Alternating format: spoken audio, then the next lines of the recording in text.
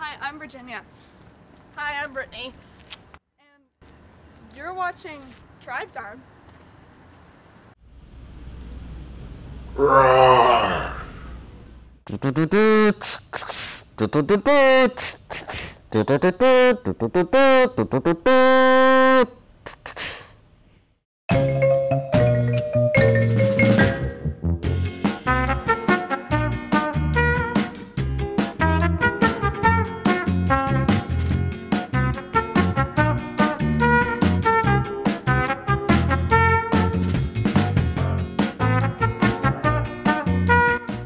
What's it like to lead History Club as the president and vice president?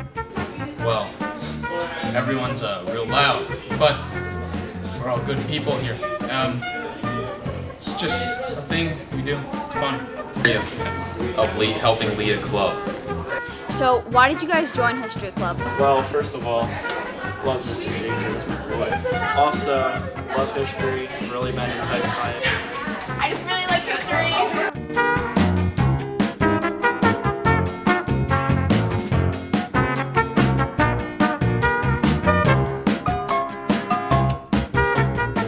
Hey Alyssa, how was your Monday off? Well, I hung out with my granddad. He told me a lot of war stories. That's awesome. Why don't we go talk to some more local veterans about their service? Hey everybody, I'm Mr. Schreiber. I teach U.S. in war and also civics here at the high school. I served in the United States Army from 1991 through 1994. Well, I'm Billy Eckstein, and it really is Billy. I've had problems with that name, but it's really Billy. It's not William. Mr. Lowry, I've served in the U.S. Army Reserves. I am in my it'll be 17 years, November 26th. I'm currently a lieutenant colonel.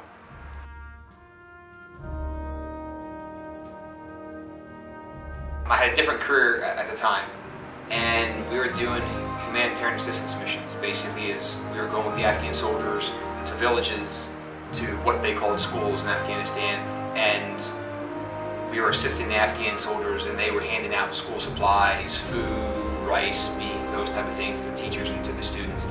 And seeing the joy in their faces when they got a simple backpack, a notebook, and a pencil. I mean, it was simple. And just the kids were just lit up from ear to ear. And seeing what they consider schools.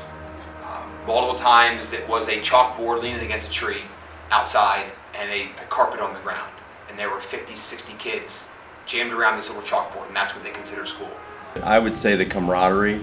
I've been on football teams and different sports teams, even in college, but there is nothing like the camaraderie of soldiers and officers and out in the field and really working towards a common goal, protecting the United States, looking out for each other. So the camaraderie is unmatched. In Sasebo, Japan, taking things to an orphanage that the ship helped support, and the Turner Joy, which was a destroyer, got shot in the Tonkin Gulf. That's when the whole Vietnam thing started. They deck loaded us with bombs in Japan and sent us to the Tonkin Gulf, and it's unbelievable. The first year, all the bombs were loose and they rolled them. And the second year, they was in pallets, and I was fortunate enough that I was in charge of the fork trucks on them. I had 13 fork trucks I had to keep running. So when they were palletized, we needed fork trucks to move these pallets of bombs. But we have had carriers and destroyers on both sides of us at the same time with two outriggers, transferring bombs to two ships at one time. These guys that operated these winches, I mean, they were marvelous. I don't know how they did it. They were really great people. I want to let you know that even though Veterans Day is over, we should always honor our veterans every day. Fall season is over, and all conference teams are announced. Waynesboro was well represented. We have two MVPs in our school, Quentin Gasco on the football team for defense and Derek Berman for soccer. Let's start out with our first teamers. Quentin Gasco, defense, football. Ethan Saunders, offense and defense for football. Lakin Rouser, defense, football. Johnny Hoffman, offense, football. Trenton Shetler, kicker, football. Derek Berman, soccer. Bruce Nieder, soccer. Taylor Clausen, soccer. Grace Powell, volleyball. Marley Berry, volleyball. Emily Foley, field hockey. Leah Harn, field hockey. Thank you, Kurt. Now we're going to go to the second team members. Starting off with the football team, we have Quentin Gaskill for offense, Adam Wirtz defense, and Jay Alvarez offense. Moving to soccer now, we have Connor Jacobs for soccer, Hayden Oldham. Going to girls soccer, Skylar Lambert, Olivia Leggett, and Addison Miller. Volleyball, Emma Steiger and Leslie Huckle. And to finish it out, Emily Hellman representing the field hockey team.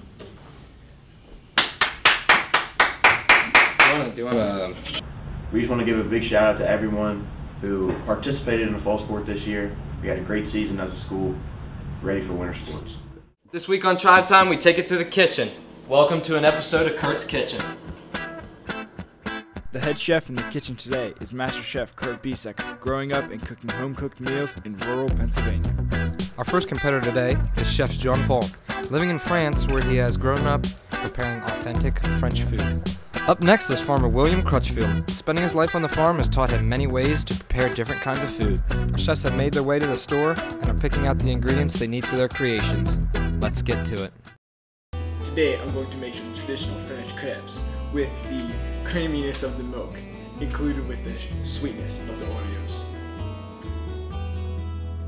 I'm making fried spam in a can with a side of kidney beans and a big old chicken.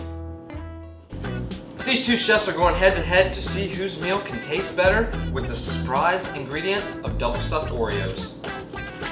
Get out of here. Jean-Paul is making the traditional grapes today. Hopefully I do not get poisoned by his inexperienced cooking. I mean, master chef, but we'll see how it goes. Well, ladies and gentlemen, Will brought me out in the middle of nowhere and decided to make a gasoline fire. So diesel and diesel.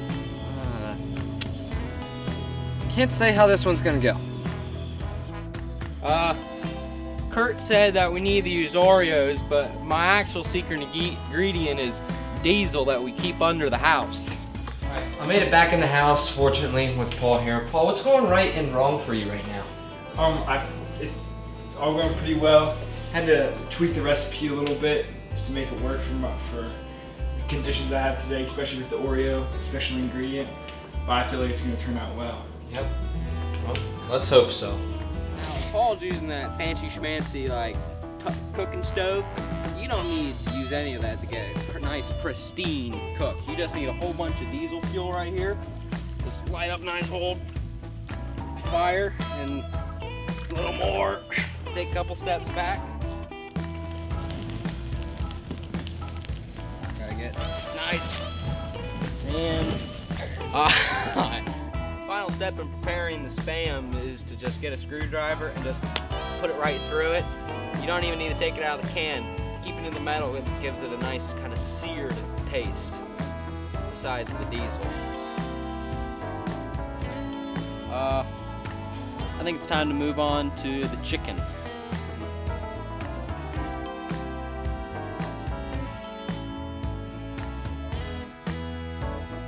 Let's check on Paul. Always take safety precautions and touch the pan to make sure it's hot enough. Smell the flavor coming off of this thing. Woo! Chef Kurt, I'm gonna save the beans for tomorrow. I think this will fulfill our stomach snut.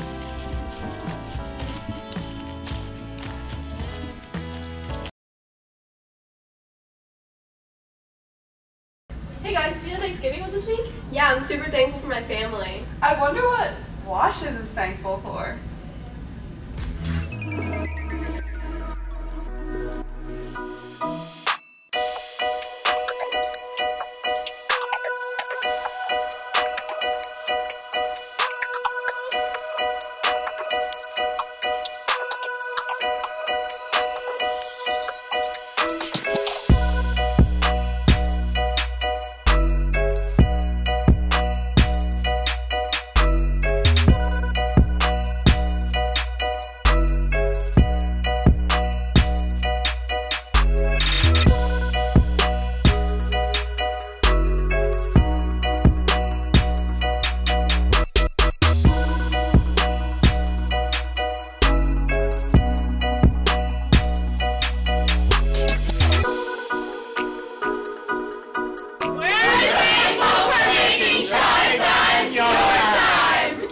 Bye.